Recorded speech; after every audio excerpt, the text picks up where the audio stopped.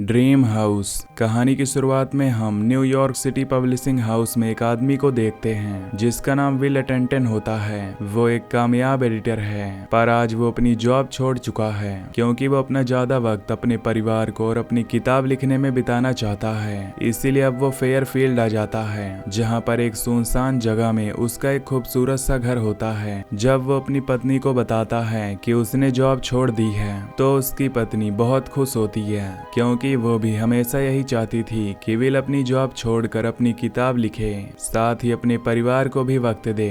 Will की 2 छोटी छोटी खूबसूरत बेटियां भी होती हैं और वो अपने पिता को देखकर बहुत खुश होती हैं। सीढ़ियों के ऊपर एक पुराना कपड़ा होता है। ये कपड़ा इस तरह से रखा होता है जैसे बंद घरों में सामान को ढकने के लिए रखा होता है। विल की बेटियां उस कपड़े को हटाती हैं, उसे दिखाती हैं कि वहाँ पर एक खूबसूरत डिजाइन है। ये सभी अपने परिवार के साथ बहुत खुश हैं। अगली सुबह जब विल अपने घर के बाहर होता है तभी वो देखता है कि एक आदमी उसे बहुत अजीब तरीके से देख रहा है। इस आदमी का नाम जैक होता है, जो कभी उसी के पड़ोस में रहा करता था, लेकिन अब वो अपनी पत्नी के साथ नहीं रहता। इसीलिए वो वीकेंड पर अपनी बेटी को अपने साथ ले जाने के लिए आया है। यहाँ पर जैक की पत्नी, जिसका नाम एन है, वो भी विल को बहुत अजीब तरीके से देखती है। विल को कुछ समझ नहीं आता कि यहाँ पर लोग उसे इस तरह से क्यों देख रहे हैं। उसी रात को विल जब अपनी किताब लिख रहा होता है तभी उसकी छोटी बेटी आकर उसके डेस्क के नीचे छुप जाती है। वो अपने डैड को बताती है कि बाहर विंडो पर कोई है। विल अपनी बेटी के साथ बाहर आता है और उसे यकीन दिलाता है कि बाहर कोई भी नहीं है, वो सिर्फ उसका एक भ्रम था। और अगली सुबह जब विल बाहर जाता है तो देखता है कि विंडो के पास किसी के कदमों के निशान थे, यानी कि कल कोई न कोई विंडो के बाहर आया था। उसकी बेटियां बिल्कुल सच कह रही थीं। रात को विल जब सो रहा होता है तभी उसे कुछ आवाज आती है। वो धीरे धीरे नीचे जाता है और जब वो स्टोर का दरवाजा खोलता है तो वहाँ पर बहुत सारे कॉलेज के स्टूडेंट्स होते हैं जो कुछ कर रहे होते हैं। विल उनका पीछा करता है तो सब बाहर भाग जाते हैं, पर एक लड़की वहाँ पर गिर जाती है। विल उससे पूछता है कि तुम सब यहाँ पर क्या कर रहे थे। वो लड़की कहती है कि तुमने मुझे डरा दिया, इस घर में कोई नहीं रहता था। विल कहता है कि मैं इस घर में रहता हूँ। वो लड़की उसे बताती है कि यहाँ पर मर्डर हुआ था। विल पूछता है कि कैसा मर्डर। वो लड़की कहती है कि तुम इस घर में रहते हो और तुम्हें मर्डर के बारे में नहीं पता। 5 साल पहले यहाँ पर एक पूरे परिवार का मर्डर हो गया था। विल पूछता है कि क्या तुम कल मेरी विंडो से झांक रहे थे। तभी वहाँ पर खड़ा लड़का कहता है कि शायद वो वापस आ गए हैं। विल पूछता है कि कौन वापस आ गए हैं, पर वो विल को कुछ नहीं बताते और सब यहाँ से चले जाते हैं। विल वापस स्टोर में जाता है जहाँ पर ये सारे स्टूडेंट्स थे। वो देखता है कि वहाँ पर बहुत सारी कैंडल्स जल रही थी। दरअसल स्टूडेंट्स यहाँ पर स्पिरिट कॉल कर रहे थे, यानी कि आत्माओं को बुला रहे थे। अगले दिन विल 2 पुलिस वालों के पास जाता है जहाँ पर वो उनसे अपने घर में हुए हादसे के बारे में पूछता है। पुलिस वाले उससे अच्छे से बात नहीं करते। दरअसल वो उसकी बात नहीं सुनना चाहते, पर वो उसे बताते हैं कि यहाँ पर एक आदमी ने अपनी दोनों बेटियों को और अपनी पत्नी को मार दिया था। विल पूछता है कि क्या वो अभी भी जिंदा है जिसने अपने परिवार को मारा था। पुलिस वाले कहते हैं कि मुझे नहीं पता। विल उसकी फाइल भी मांगने की कोशिश करता है, लेकिन वो साफ साफ मना कर देते हैं कि हम पब्लिक को फाइल नहीं दे सकते।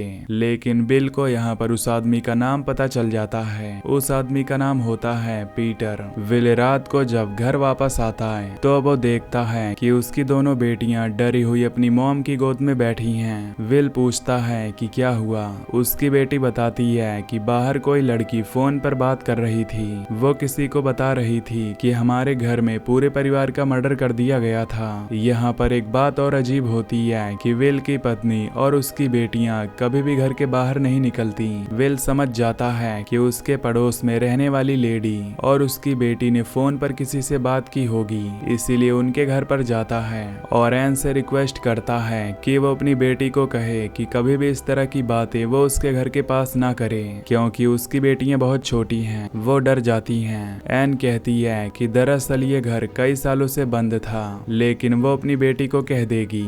इसके बाद विल वहां से चला जाता है। विल देखता है कि एन की बेटी खिड़की से उसे बड़े ध्यान से अजीब तरीके से देख रही है, पर उसे कुछ भी समझ नहीं आता। विल को पूरा यकीन है कि उस रात को जो आदमी उनके घर के अंदर झांक झांक रहा था। वो इस घर का पुराना मालिक पीटर है, जिसने अपने पूरे परिवार को मार दिया था। इसीलिए वो किसी भी तरह से पीटर तक पहुंचना चाहता है। उसकी पत्नी उसे न्यूज़पेपर में एक आर्टिकल दिखाती है जो पीटर के बारे में होता है। उसमें लिखा होता है कि जब पीटर ने अपने पूरे परिवार को मार दिया था तो उसे हाफवे हाउस में रखा गया था। हाफवे हाउस वो जगह होती है जहां पर उन मुजरिमों को रखा जाता है जिनकी दिमागी हालत पूरी तरह से स्टेबल नहीं होती।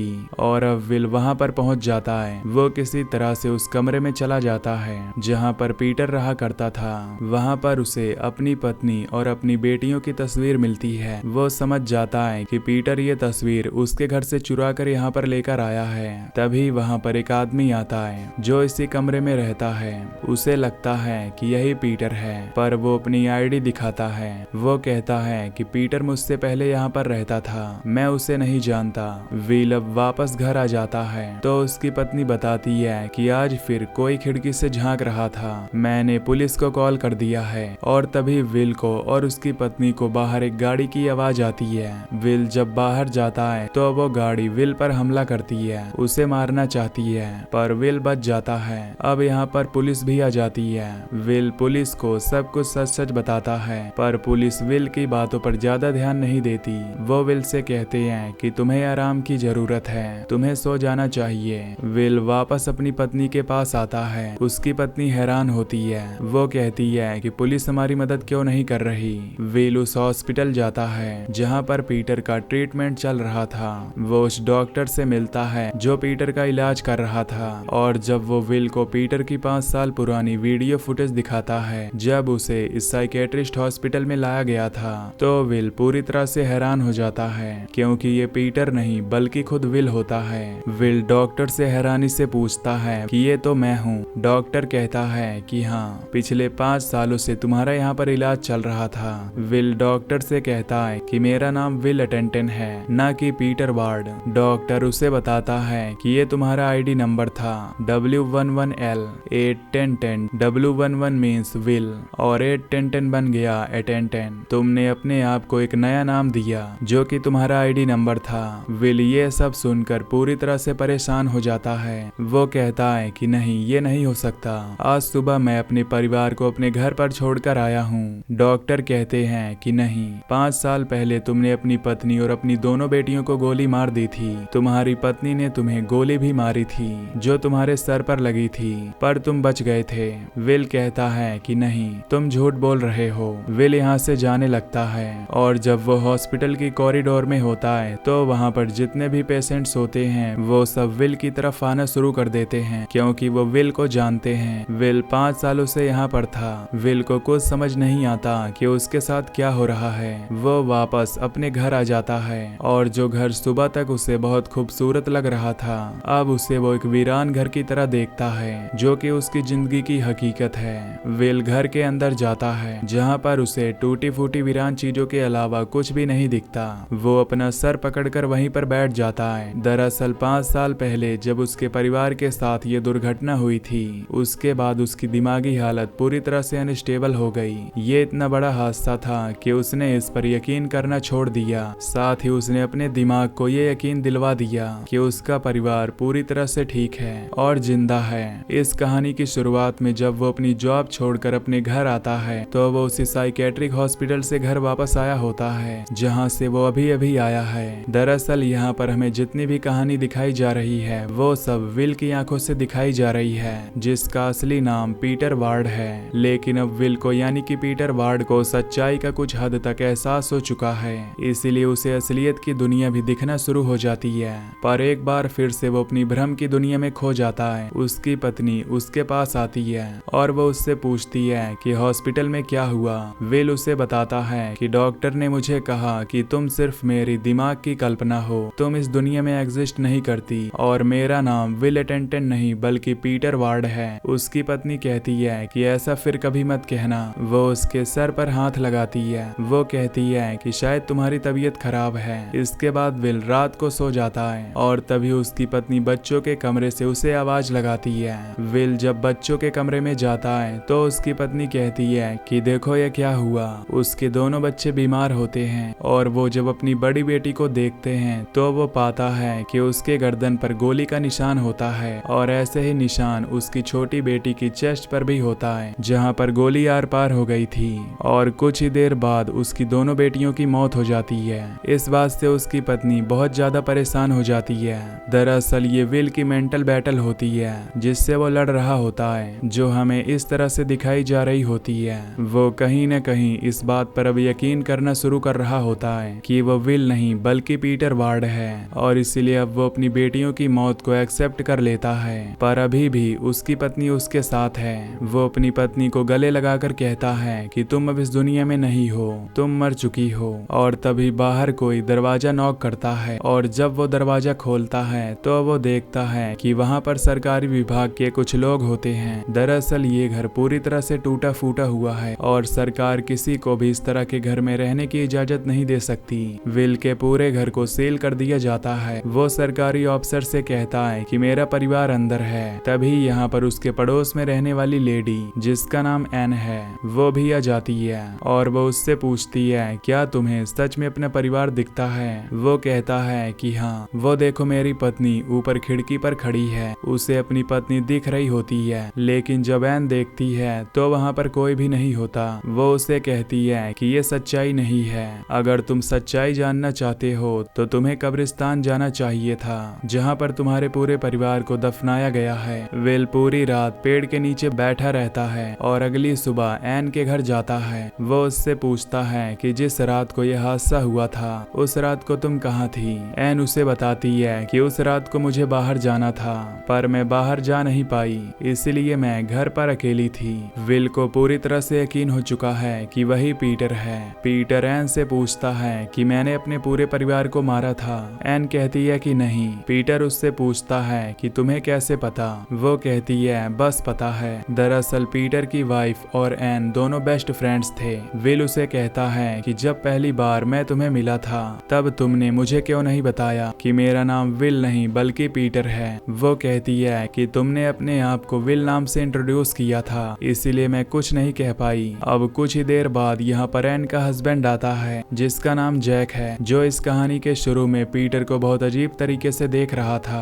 वो अपनी बेटी को यहाँ से ले जाता है। वो कहता है कि यहाँ पर एक साइकोपैथ है, इसीलिए मैं अपनी बेटी को यहाँ पर नहीं रहने दूंगा। उसकी बेटी भी घर से निकल जाती है। उसी रात को पीटर एक बार फिर से वापस अपने घर पर जाता है, जहाँ पर कुछ देर बाद ही एन भी आ जाती है। एन पीटर से कहती है कि तुम्हें यहाँ पर नहीं रहना चाहिए, तुम यहाँ से चले जाओ, नहीं तो तुम अपने दिमाग का संतुलन खो दोगे। पीटर एन से कहता है कि तुमने मुझे सब कुछ पहले क्यों नहीं बताया।